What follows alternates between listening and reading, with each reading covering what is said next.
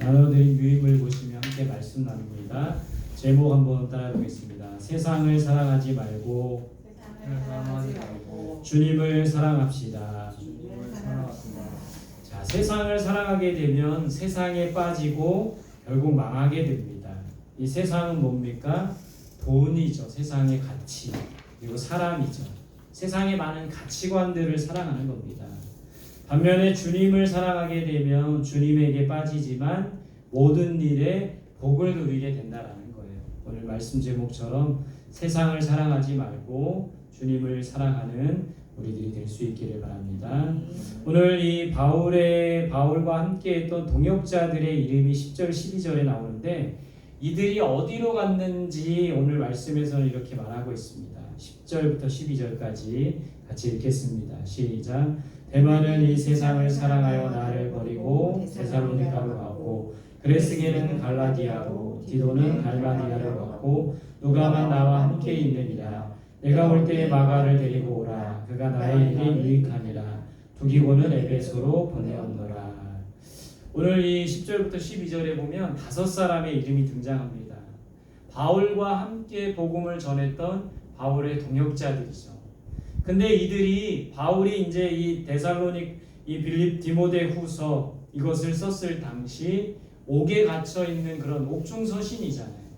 옥에 갇혔을 때 과연 이 동역자들이 어디로 갔고 어디에 있었던가, 또 누가 바울과 함께 했던가 그 모습을 좀 보자는 겁니다. 첫 번째 보면 데마는 어디로 갔습니까? 데살로니가로 갔다고 했어요. 그 이유에 대해서 오늘 10절이 말하고 있습니다. 그 이유는 뭡니까? 세상을 사랑하여 나를 버리고 라고 돼 있어요. 그러니까 데마도 원래는 동역자였지만 하나님보다 세상을 더 사랑했던 사람이죠. 그래서 바울을 버리고 더 나아가 주님을 버렸던 거예요. 이렇게 세상을 사랑하게 되면 주님을 버리게 되고 주님을 멀리할 수밖에 없다라는 겁니다. 성경에 보면 세상을 사랑해서 주님을 버린 사람 또 누가 나옵니까? 누가복음 18장에 부자 청년이 나오지 않습니까? 예수님보다 돈을 더 사랑했기 때문에 근심하며 예수님을 떠났다라고 성경은 기록하고 있어요. 또 누가 하나님보다 세상을 더 사랑합니까? 아브라함의 조카 롯 아닙니까? 롯은 화려한 소돔과 고모라 땅을 좋아하고 사랑하고 그곳에서의 향락과 어떤 타락한 어떤 그런 것들을 사랑했기 때문에 하나님을 멀리하게 되고 하나님을 떠나게 되는 것이죠. 물론 이 아브라함의 간절한 기도로 인하여 롯과 그의 두 딸이 소돔성에서부터 탈출하게 되는 내용이 나오지만 세상을 사랑하게 되면 하나님을 떠나는 거예요. 세상을 사랑하게 되면 주님을 떠날 수밖에 없다는 거예요. 우리가 이 세상의 많은 것들을 사랑하기보다는 주님을 더욱 사랑할 수 있는 우리들이 될 수 있기를 바랍니다. 두 번째 어떤 사람이 등장합니까? 그레스게라는 사람이 등장하는데 어디로 갔대요? 갈라디아로 갔대요. 그레스게 이름 뜻이 좋아요. 성장, 증가라는 뜻입니다. 그러니까 우리 교회가 성장하고 교회 수가 증가하면 얼마나 좋아요. 근데 이 그레스게라는 이름 자체가 성장이며 증가라는 뜻이에요. 이 그레스게는 로마 감옥에 바울과 함께 있었던 동역자였어요. 그런데 지금은 어디로 갔다고 합니까? 갈라디아로 갔대요. 왜 갔을까요? 왜 갔는지는 잘 몰라요. 근데 갈라디아로 갔대요. 오늘 이 데마처럼 데살로니가로 간 이유에 대해서 말하고 있지 않지만 갈라디아로 갔다. 누구의 의지가 담겨 있는 거예요? 자신의 의지가 담겨 있는 거죠. 보냈다. 바울이 이 그레스게를 보냈다. 바울의 주님이 보냈다. 이게 아니라 자기가 자기 의지로 갔다라는 거예요. 자, 세 번째 디도는 어디로 갔습니까? 달마디아로 갔다. 디도 역시 간 거죠. 자기 의지가 담겨 있죠. 달마디아라는 곳은 꺼진 등이라는 뜻입니다. 마게도냐 북서쪽 아드리아해 인접한 산악 지역이에요. 그러니까 도시나 뭐 해안 도시가 아니라 산악 지역입니다. 근데 디도는 이곳에 왜 갔을까요? 디도는 이곳에 가서 복음 사역을 감당했던 거예요. 이 달마디아라는 곳은 바울이 과거에 전도했던 곳이 달마디아입니다. 디도는 이곳에 복음을 전하기 위해서 갔다는 거예요. 오늘 그레스게도 갈라디아로 갔지만 갈라디아에 가서 복음 전했다는 내용이 없어요. 근데 디도는 달마디아로 자기 의지로 갔지만 그곳에 가서 복음 전하는 삶을 살았던 것을 보게 됩니다. 자, 네 번째, 또 누가 나와 함께 있었어요? 누가만 나와 누가 함께 있었습니까? 답이 질문에 나와 있네요. 누가만 나와 함께 있었대요.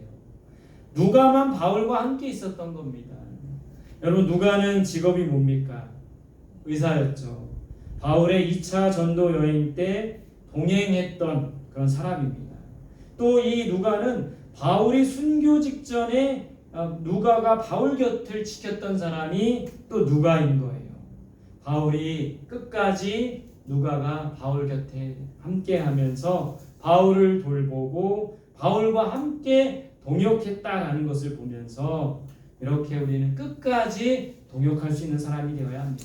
데마처럼 세상이 좋아서 세상으로 나가고 주님 품을 떠나고 복음을 떠나는 것이 아니라 누가처럼 끝까지 바울과 함께 동역하고 바울을 지켜주고 바울 곁에 있는 그런 우리들이 될 수 있기를 바랍니다. 다섯 번째는 누굽니까? 두기고는 어디로 보냈다? 에베소로 보냈다. 오늘 데마도 갔고 그레세게도 갔고 디도도 갔는데 두기고는 에베소로 어떻게 했다고요? 보냈대요. 이 두기고는 바울의 신실한 동역자입니다. 로마 감옥에 1차 투옥되었을 때 바울의 편지를 에베소 교회와 골로새서 교회에 전달했던 사람이 바로 두기고입니다. 두기고는 바울이 에베소 교회로 파송했던 사람이라는 거예요. 우리도 마찬가지로 우리가 우리의 의지로 가고 우리의 어떤 의지로 가고 싶은 데도 가고 누리고 싶은 데도 누리고 할 수 있지만 우리는 보냄을 받은 자가 되어야 돼요. 여러분, 사도행전 할 때 사도라는 뜻이 무슨 말입니까? 아포스틀, 보냄을 받은 자 아닙니까? 복음을 위해서 주님을 위해서 보냄받은 자가 사도라는 거예요. 우리도 하나님의 복음을 위해서 보냄을 받고 또 주님을 위해서 보냄을 받는 두기고와 같은 사람이 될 수 있기를 바랍니다. 오늘 이 5명을 정리해 보면 이렇게 정리할 수 있어요. 첫 번째는 자기 의지로 간 사람이 있어요. 두 번째는 바울과 함께한 사람이 있습니다. 세 번째는 바울이 보낸 사람이 있는 것. 이렇게 세 가지 부류로 나눠지고 자기 의지로 간 사람 중에는 또 어떤 사람이 있습니까? 도망간 사람이 있는 거예요. 주님의 품을 떠나서 도망간 대마와 같은 사람도 있습니다. 근데 자기 의지로 간 사람 중에 하나님의 일을 감당하기 위해서 간 디도와 같은 사람도 있다라는 거예요. 여러분, 우리는 어떤 사람입니까? 자기 의지로 하고 싶은 대로 다 하고 세상 것들이 좋아서 세상으로 가는 사람들입니까? 아니면 누가처럼 바울과 함께 끝까지 동역하는 자들입니까? 아니면 주님의 보냄을 받아서 주님의 일을 감당하는 우리들입니까? 어떤 모양이든지 간에 주님을 사랑하고 주님을 따르는 우리들이 되어야 합니다. 그런 우리들이 될 수 있기를 바랍니다. 이런 바울의 동역자들도 있었지만 오늘 바울이 굉장히 힘들게 했던 사람이 있었어요. 누굽니까? 구리 세공업자 알렉산더. 14절 15절 같이 봅시다. 시작. 구리 세공업자 알렉산더가 내게 해를 많이 입혔음에 주께서 그 행한 대로 그에게 갚으시리니 너도 그를 주의하라. 그가 우리 말을 심히 대적하였느니라. 누가 힘들게 했어요? 구리세공업자 알렉산더. 이 구리세공업자는 금속으로 각종 제품을 만드는 사람들입니다. 과거 이스라엘이나 우리나라도 보면 이런 금속 세공업자가 하는 것들을 만들었죠. 금 귀고리도 만들고 금관도 만들고 금 허리띠도 만들고 금속으로 각종 제품을 만드는 사람들이 구리세공업자인데 특별히 구리를 가지고 많은 것들을 만들었대요. 그래서 구리세공업자를 구리장색이라고도 합니다. 어쨌든 이 구리세공업자 알렉산더가 바울을 첫 번째 어떻게 했다? 내게 해를 많이 입혔대요. 바울에게 해를 많이 입힌 거예요. 이것은 바울에게 해를 입혔다는 것은 또 다른 말로 하면 무엇에 해를 입힌 겁니까? 복음 사역에 해를 입힌 거예요. 예수 그리스도를 전하는 것에 해를 입힌 거죠. 이 구리세공업자 알렉산더는 복음의 회방꾼이었다라는 겁니다. 우리는 복음의 회방꾼이 되면 안 돼요. 여러분들, 우리도 복음의 회방꾼이 될 수 있어요.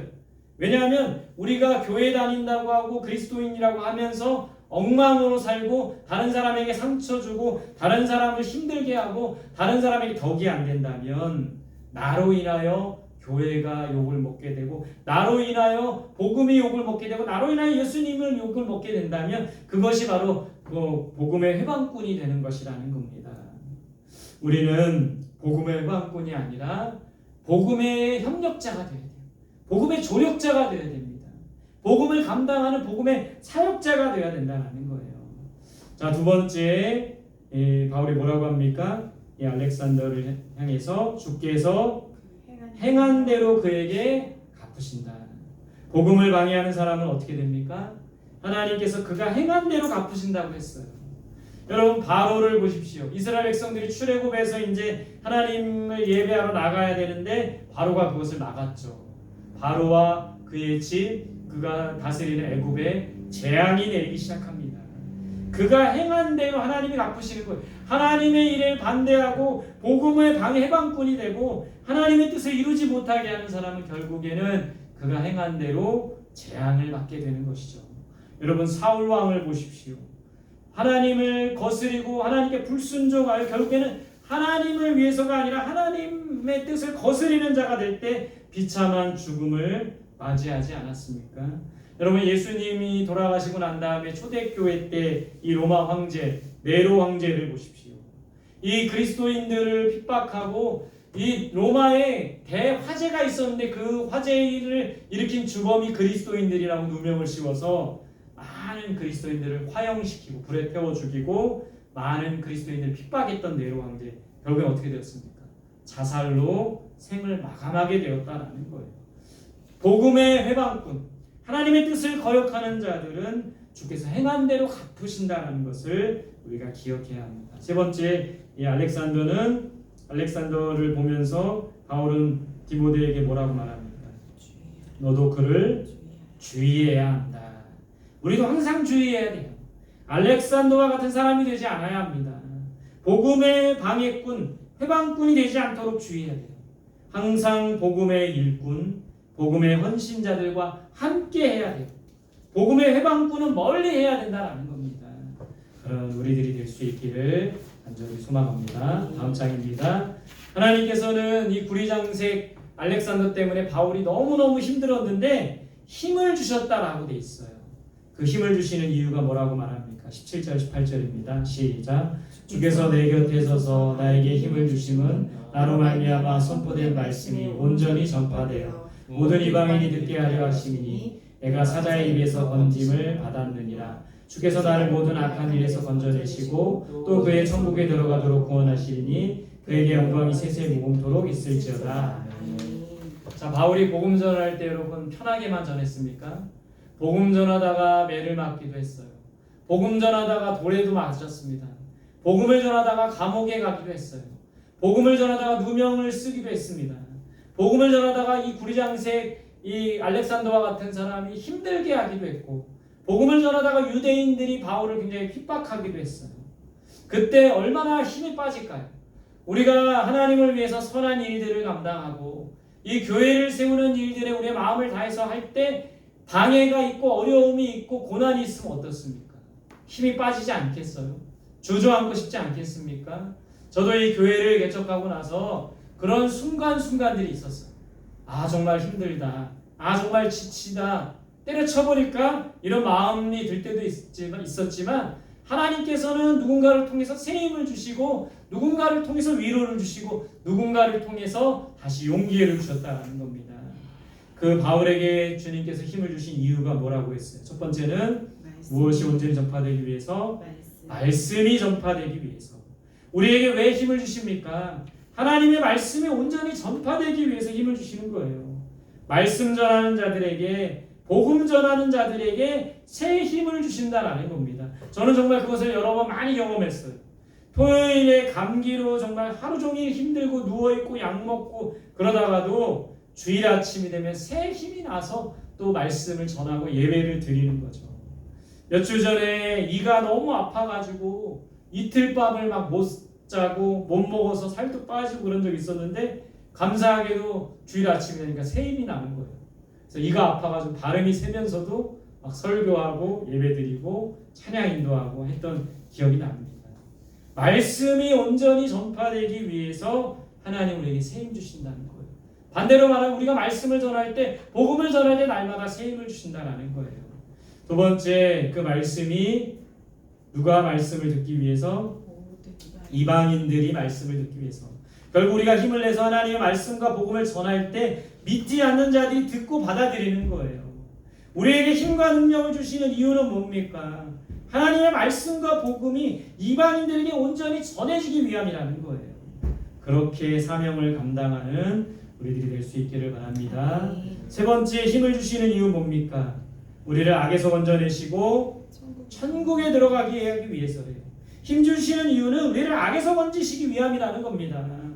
부리장색 알렉산더가 바울을 힘들게 하고 유대인들이 힘들게 한다 할지라도 로마 정부가 힘들게 한다 할지라도 악에서 우리를 건져주시는 거예요. 바울을 건져줬듯이. 결국에는 끝까지 믿음을 지키고 천국에 들어가도록 구원에 이르도록 우리에게 새 힘을 주신다는 겁니다. 여러분, 우리를 악에서 건지시고 우리에게 구원, 천국에 들어가게 하시는 하나님께서 나만 그렇게 하십니까? 나를 통해 우리 가족이, 나를 통해 우리 이웃이, 나를 통해 우리 친구들이 악에서 건져냄을 받고 구원받기를 원하신다는 거예요. 복음을 위해 사는 자는 끊임없이 힘과 능력을 부어주신다는 겁니다. 그 힘을 얻고 날마다 복음 전하는 자의 삶을, 날마다 말씀을 전하는 자의 삶을 살아갈 수 있기를 바랍니다. 바울은 마지막으로 디모데에게 이렇게 권면합니다. 21절 22절 시작. 너는 겨울 전에 어서 오라. 우블로와 부데와 리노와 글라우디아와 모든 형제가 다 내게 문안하느니라. 나는 주께서 내 심령에 함께 계시기를 바라노니 은혜가 너희와 함께 있을지어다. 바울이 마지막으로 뭐라고 권면합니까? 첫 번째, 형제들을 문안하라. 믿음의 형제들을 돌봐야 합니다. 아는 분 중에 정말 믿음의 사람들인데 제가 아는 분 중에 암이 재발한 분이 계세요. 신방하고자 하는 마음이 들더라고요. 제가 아는 분 중에 가족이 이단에 빠질 뻔해서 힘들어하는 사람이 있더라고요. 그분과 그 가족을 신방해야겠다는 마음이 들더라고요. 제가 아는 분 중에 지쳐서 힘들어하는 사람이 있더라고요. 그 사람을 좀 신방해야겠다 이런 마음을 먹었는데 마음 먹은 대로 잘 되지 않습니다. 제가 사서 이제 본 책 중에 이런 책이 있어요. 365일 매일 신방하는 목사님. 목사님 굉장히 젊은 목사님인데 중고등학생들을 맡고 또 청년부를 맡고 또 유년부 아이들을 맡을 때 이 목사님이 했던 일은 뭐냐면 그 부서 맡은 아이들을 1년에 한 번이 아니라 4번씩 꼭 이렇게 신방하는 거예요. 그래서 이분은 하루도 쉬지 않고 매일매일 신방하는 거예요. 휴일도 또 명절에도 쉬지 않고 누가 부르든지 간에 신방을 하는 겁니다. 그래서 그 이야기를 책으로 쓴, 그래서 지금까지 정말 수천 번의 신방을 했던 그런 아주 열정적인 목사님.